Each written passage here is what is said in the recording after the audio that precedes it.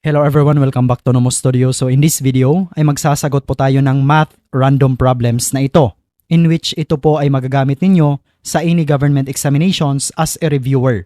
Ipapakita po natin kung ano yung mga tips, tricks, and technique on how to easily get the answers. So without any further ado, simulan na po natin. When the product of 3 and a number is taken away from the sum of that number and 6, the result is 0. What is the number? Ngayon, to answer this problem, ang una po nating gagawin is of course to understand it.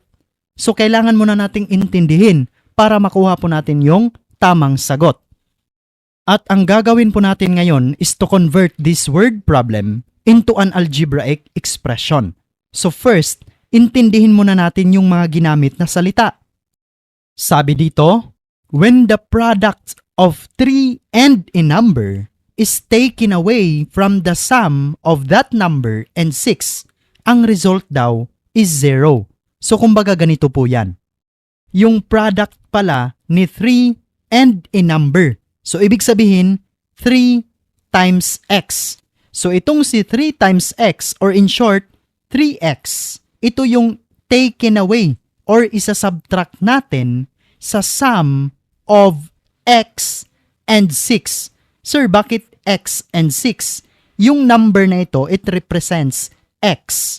So ibig sabihin, si 3x, isa-subtract pala natin sa x plus 6. At ang mangyayari po ngayon is ganito.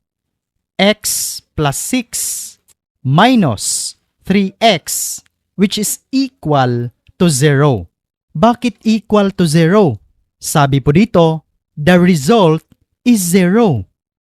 Ngayon, tandaan nyo lang po na kapag kayo po ay nakakita ng ganitong mga signal words like equals, will be, is or are, was or were, or ito, result. Ibig sabihin yan, equal. Kasi sabi nga dito, di ba? The result is 0. So, ibig sabihin, equal to 0. So, meron na po tayong algebraic expression na magagamit natin to solve the problem. By the way, baka may magtatanong po kung bakit ganito yung arrangement natin sa ating algebraic expression. Bakit mas nauna si x plus 6 kumpara kay 3x. Ganito po kasi yan.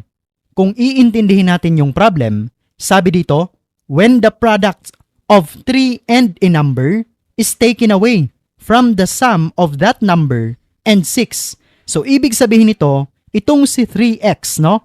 Product of 3 and a number is taken away. So, ito yung isa-subtract natin kay x plus 6, no?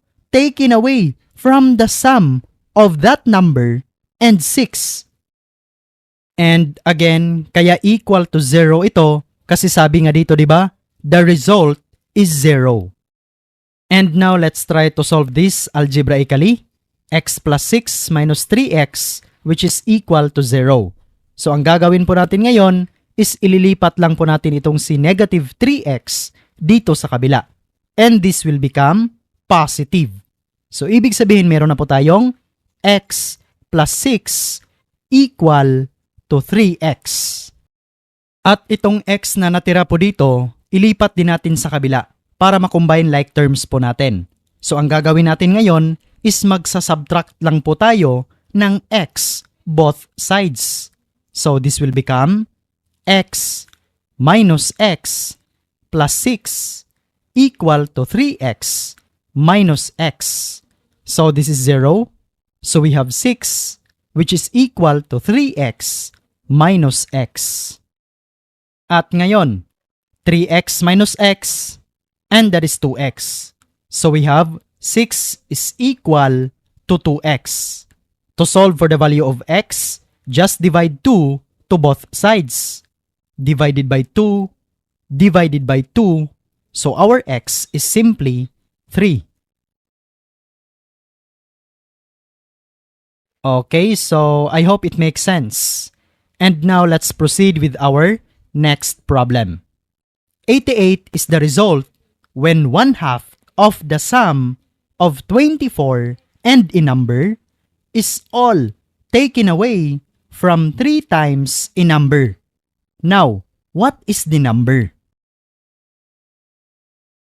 Kung iintindihin po natin yung problem, sabi dito, 88 is the result.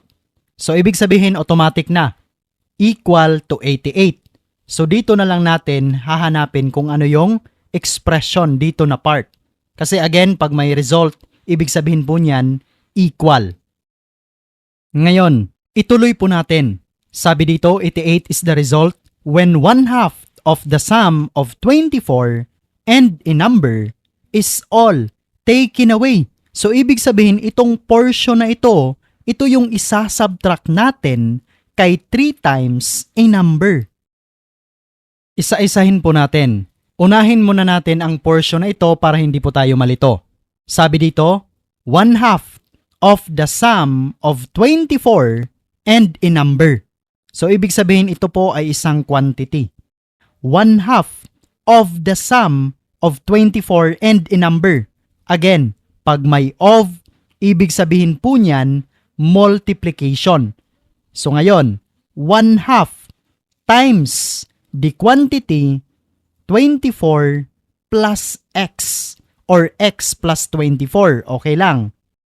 So, itong portion na ito pala yung kanyang algebraic expression. 1/2 times x plus 24. Ngayon, sabi dito, ito yung isa-subtract natin from 3 times a number. Sabi nga 'di ba? This is all taken away from 3 times a number. At itong portion naman ito is simply 3x kasi nga 3 times a number lang.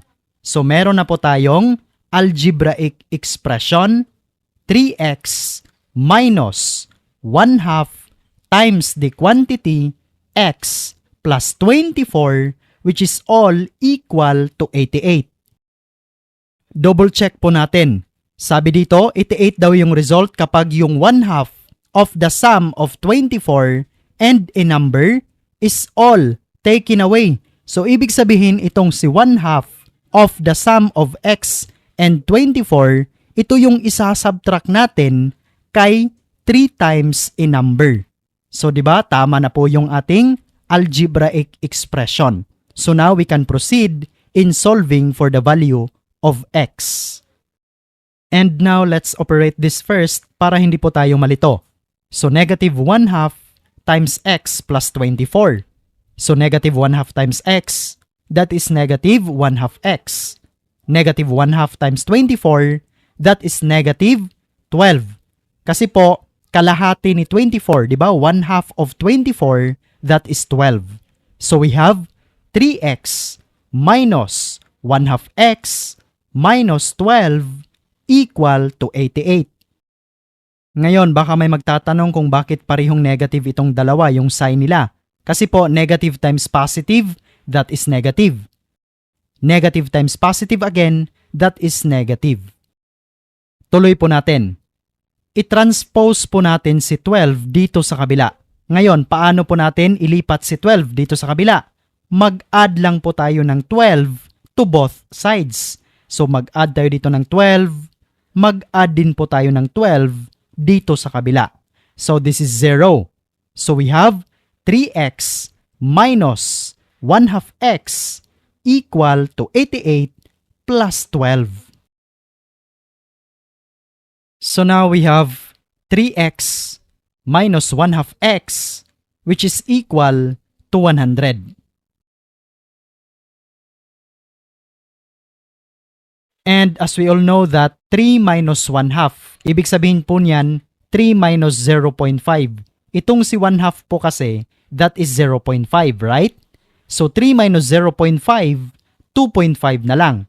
And as we all know that 2.5, kung i-convert natin to its fractional form, this is 5 over 2. Kasi po, 5 divided by 2, that is 2.5, right? Ngayon, kung gagamitin po natin yung usual way in solving or subtracting a fraction from a whole number, ganito po yan. 3 minus 1/2. So alam natin na lahat ng whole number, meron po yung denominator na 1. So para ma-solve po natin ang dissimilar fraction na ito, ang gagawin lang po natin is kunin ang LCD or least common denominator. So least common denominator is 2. Okay, so that means 2 divided by 1, and that is 2 times 3, and that is 6. 2 divided by 2, and that is 1, times 1, and that is equal to 1. So we have 6 minus 1, and that is equal to 5, and then just copy the denominator. So we have 5 over 2. So now we have 5 over 2x equal to 100. And now to solve for the value of x, just simply multiply 2 to both sides. So multiplied by 2, multiplied by 2. So 2 times 5, that is 10, divided by 2, and that is equal to 5. Ganito para mabilis po kayo. Kung ano yung minultiply ninyo, di ba? 2. Tapos nakita din niyo yung divisor dito is 2 din. So cancel out na lang yan. That means 1 already. So copy na lang yung nasa numerator, which is 5. So 5x, which is equal to 100 times 2, and that is 200. And to solve for the value of x, just simply divide 5 to both sides. So divided by 5, divided by 5, and our x is simply equal to 40. And that's all for this video, and I hope you've learned something new today kung paano po natin sinagutan yung ganitong klaseng mga math problems na sana magamit nyo po ito sa inyong upcoming na examination. At kung bago ka pa lang po sa ating channel, please consider subscribing, liking, and sharing this video to your friends. Hope to see you next time. Bye for now.